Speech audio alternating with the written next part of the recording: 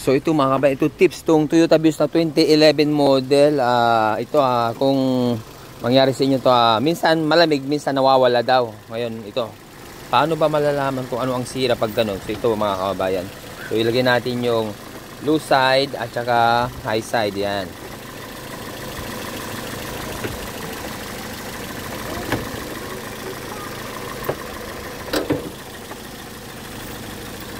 So yan, na-check na natin. Sige, aircon nyo boss, aircon, para may idea kayo.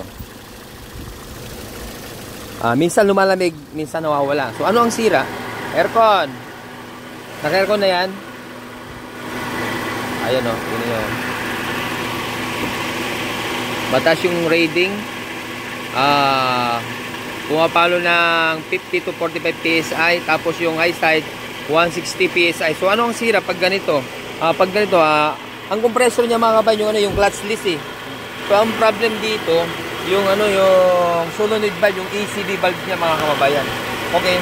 Kaya pag ganito, ECB valve muna, wag muna yung compressor. Baga pag nagpa-isinit kayo, compressor agad ang hatol, magdalawang isip muna. 80% ECB valve ang nagiging problem dahil walang magnetic clutch. Alright? So ito yung before mga kababayan papalitan natin ang ECB valve. Okay? Watch this. So ito na mga kababayan, sinakas na yung solenoid valve or ECB valve.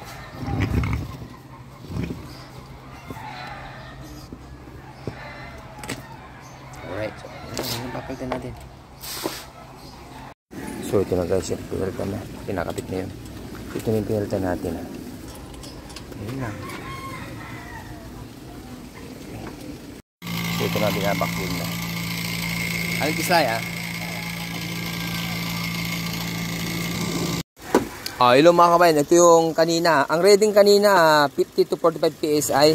Ngayon pinalitan lang natin to. Ang problema nito, minsan malamig, minsan hindi lumalamig. So ano ang sira? So ito lang, ECB valve lang ang pinalitan namin mga kababayan. Kaya once na nagpa-check kayo compressor ang findings, wag muna magpapalit ng basta-basta compressor. Kadalasan na nasira ito yung solenoid valve or ECB valve, electronic control valve ang nagiging problem. Ayun ang ganda na ng rating ayun tinayo. Ano natin? Ayun 30 PSI. So, obserbahan natin yung automatic niya.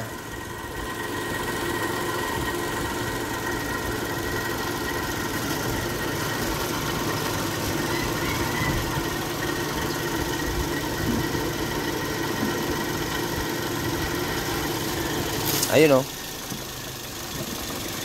ayan, automatic siya. Ibig sabihin malamig na.